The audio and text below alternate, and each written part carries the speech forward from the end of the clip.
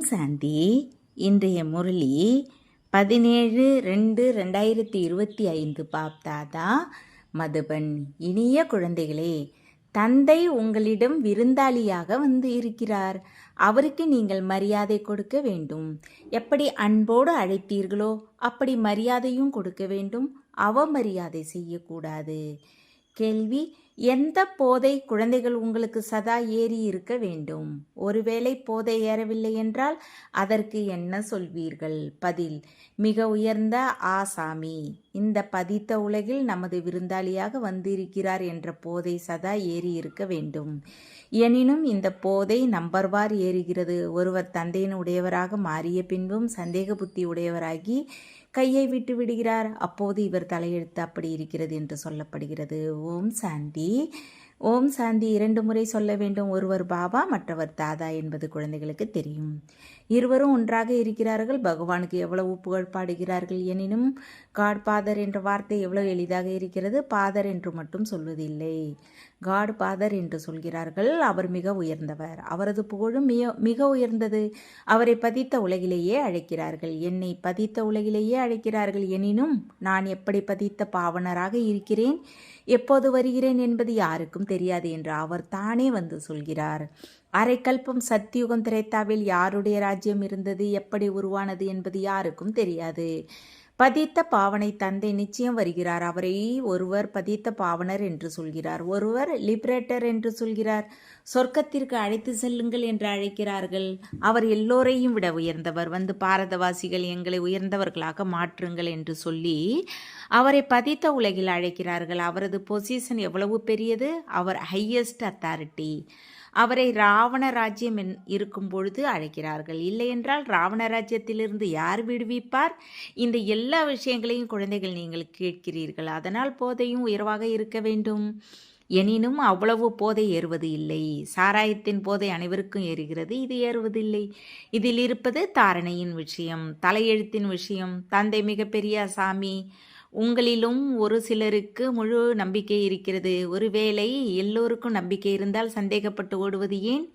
தந்தையை மறந்து விடுகிறார்கள். தந்தையுடையவராக மாறிய பிறகு தந்தையை குறித்து எந்தவித சந்தேக புத்தியும் ஏற்பட முடியாது. எனினும் இந்த தந்தை அதிசயமாக இருக்கிறார். ஆச்சரியப்பட்டு தந்தையை அறிந்தவர்கள், பாபா என்று சொன்னவர்கள், ஞானத்தை கேட்டவர்கள், பிறருக்கு சொன்னவர்கள், ஆகா மாயா அவர்களை சந்தேக புத்தியுடையவர்களாக மாற்றிவிட்டது. இந்த பக்தி மார்க்க சாஸ்திரத்தில் என்ன சாரமும் இல்லை என்று தந்தை புரிய வைக்கிறார். என்னை யாருமே அறியவில்லை என்று தந்தை சொல்கிறார். குழந்தைகள், உங்களிலும் யாராவது அரிதாக அறிய முடியும். அந்த நினைவு நிலையாக இருப்பதில்லை என்பதை நீங்களும் உணர்கிறீர்கள். ஆத்மா நான் புள்ளி, தந்தையும் புள்ளி. அவர் நமது தந்தை. அவருக்கு சொந்த சரீரம் இல்லை. நான் இந்த உடலை ஆதாரமாக பெறுகிறேன் என்று சொல்கிறார். எனது பெயர் சிவன். ஆத்மா எனது பெயர் ஒருபோதும் மாறுவதில்லை. உங்கள் சரீரத்தின் பெயர் மாறுகிறது. சரீரத்திற்கே பெயர் வைக்கிறார்கள். திருமணம் நடந்தால் பெயர் மாறுகிறது. பிறகு அந்த பெயர் உறுதியாகி விடுகிறது.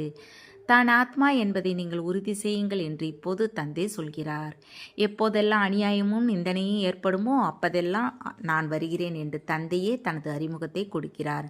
வந்த வார்த்தைகளையும் பிடித்து கொள்ள வேண்டாம்.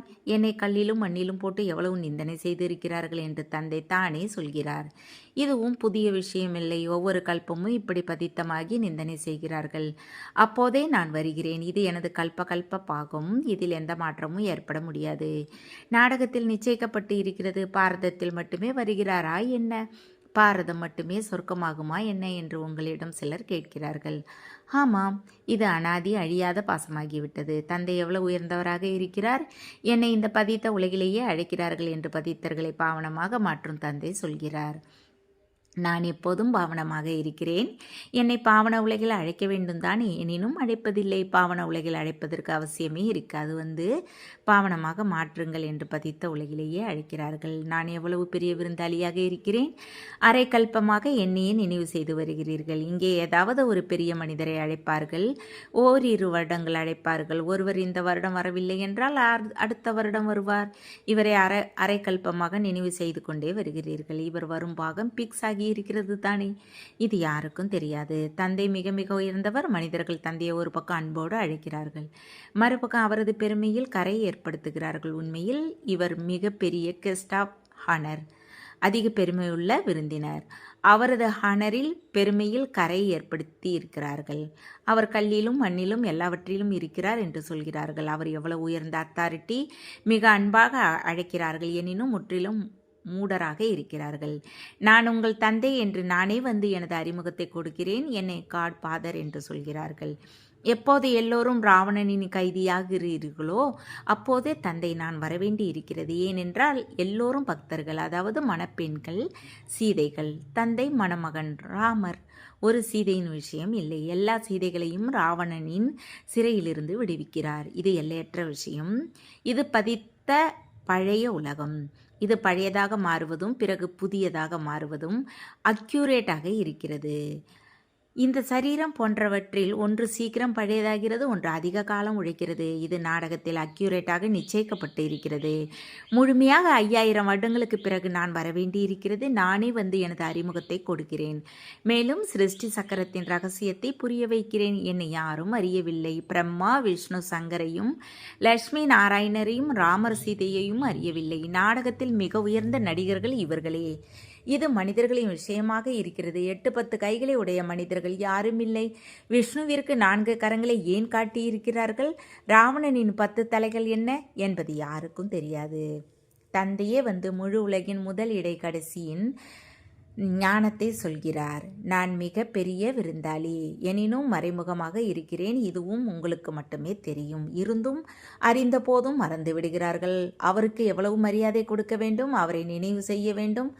ஆத்மாவும் நிராகாரர், பரமாத்மாவும் நிராகாரர். இதில் போட்டோவின் விஷயம் இல்லை.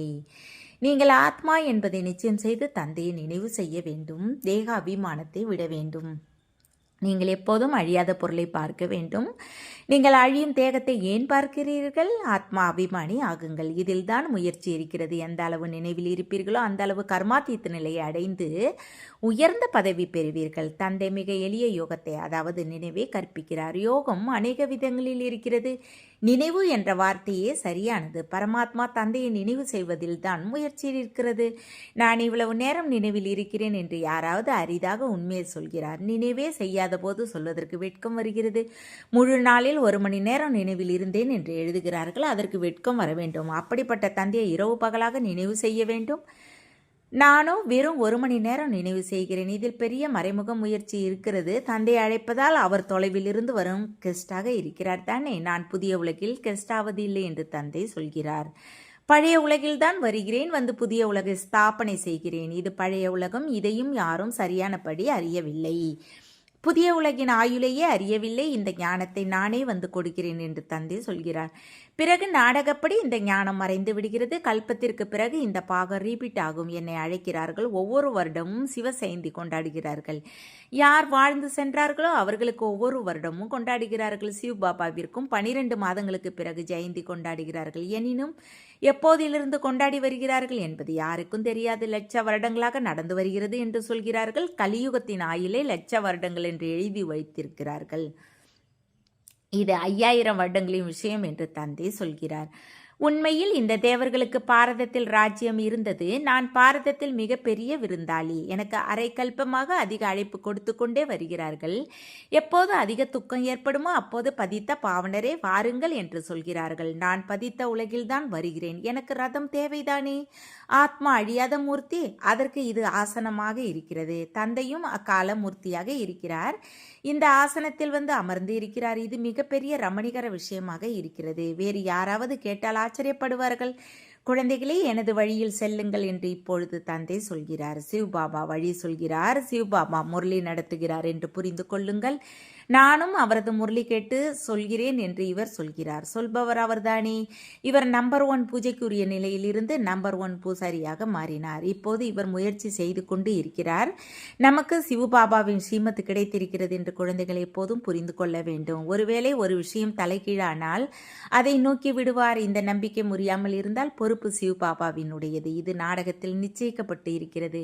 தடை ஏற்பட வேண்டும். மிக கடுமையான தடைகள் ஏற்படுகின்றன. எனது குழந்தைகளுக்கும் தடை ஏற்படுகிறது. அதனால் சிவபாபா புரிய வைக்கிறார் என்று எப்போதும் புரிந்து கொள்ளுங்கள். அப்போது நினைவு இருக்கும். இந்த பிரம்மா பாபா வழி சொல்கிறார் என்று சில குழந்தைகள் நினைக்கிறார்கள். ஆனால் அப்படி இல்லை. சிவபாபாவே பொறுப்பு. எனினும் தேக அபிமானம் இருந்தால் அடிக்கடி இவரையே பார்த்து கொண்டு இருப்பார்கள். சிவபாபா எவ்வளவு பெரிய விருந்தாளி இருந்தும் ரயில்வே பணியாளர்கள் போன்றோர் அறிய மாட்டார்கள். நிராகாரரை எப்படி அறிவது மற்றும் புரிவது? அவர் நோயாளியாக முடியாது. இவரது வியாதி போன்றவற்றின் காரணத்தை சொல்கிறார். இவருக்குள் யார் இருக்கிறார் என்பதை அவர்கள் எப்படி அறிவார்கள்? குழந்தைகள், நீங்களும் நம்பர்வாறு அறிந்து இருக்கிறீர்கள். அவர் அனைத்து ஆத்மாக்களுக்கும் தந்தை. இந்த பிரஜாபிதா மனிதர்களின் தந்தை. அதனால் இந்த இருவரும் எவ்வளவு பெரிய விருந்தாளியாக இருக்கிறார்கள். என்ன நடந்தாலும் அது நாடகத்தில் நிச்சயிக்கப்பட்டுள்ளது. நானும் நாடகத்தின் பந்தனத்தில் கட்டப்பட்டு இருக்கிறேன் என்று தந்தை சொல்கிறார். நிச்சயிக்கப்பட்டதை தவிர வேற எதையும் செய்ய முடியாது. மாயாவும் மிக கெட்டிகாரியாக இருக்கிறாள்.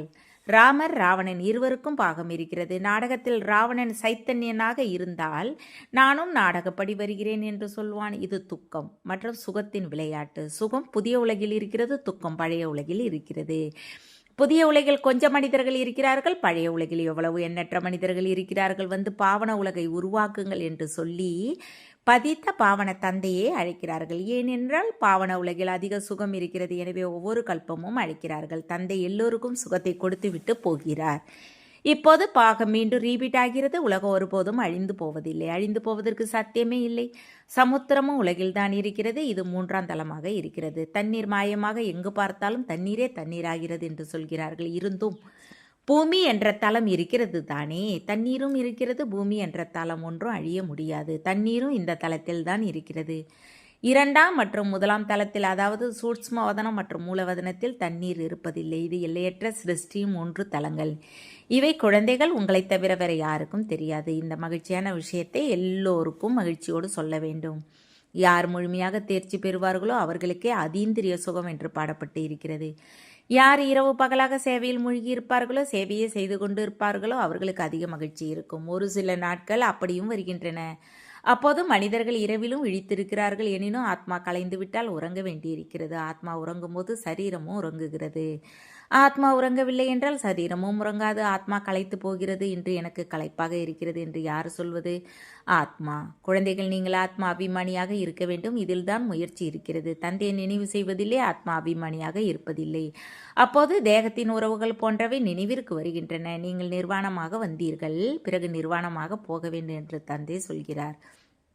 இந்த தேகத்தின் சம்பந்தங்களை மறந்து விடுங்கள். இந்த சரீரத்தில் இருந்து கொண்டே என்னை நினைவு செய்தால் சதோ பிரதானமாக மாறுவீர்கள். தந்தை எவ்வளவு பெரிய அத்தாரிட்டி! குழந்தைகளை தவிர அவரை வேற யாரும் அறியவில்லை. நான் ஏழை பங்காளன் என்று தந்தை சொல்கிறார். எல்லோரும் சாதாரணமாக இருக்கிறீர்கள். பதித்த பாவனர் தந்தை வந்திருக்கிறார். இதை அறிந்து கொண்டால் எவ்வளவு கூட்டம் சேரும் என்பது தெரியாது.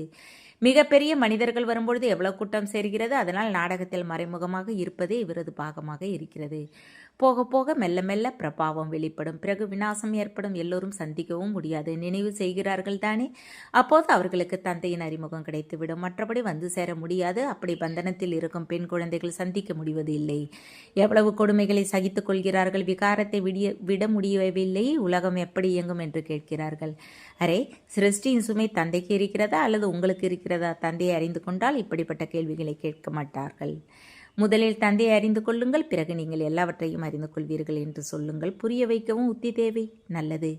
இனிமையிலே இனிமையான காணாமல் போய் கண்டெடுக்கப்பட்ட செல்ல குழந்தைகளுக்கு தாய் தந்தை பாப் தாத்தாவின் அன்பு நினைவுகள் மற்றும் காலை வணக்கம். ஆன்மீக குழந்தைகளுக்கு ஆன்மீக தந்தை நமஸ்தே. ஆன்மீக தந்தைக்கு ஆன்மீக குழந்தைகள் அன்பு நினைவுகள் மற்றும் நமஸ்தே. தாரணைக்கான முக்கிய சாரம் 1.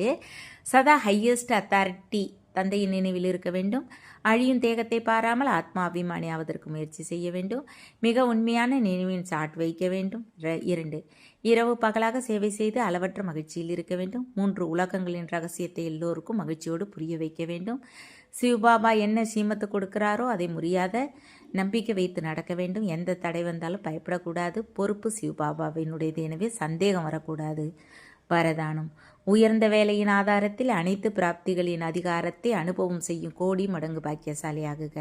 யார் உயர்ந்த வேலையில் பிறவி எடுக்கும் பாக்கியசாலி குழந்தையோ அவர் கல்ப முந்தைய டச்சிங் ஆதாரத்தில் பிறந்ததிலிருந்தே தன்னுடையவர் என்று அனுபவம் செய்வார்.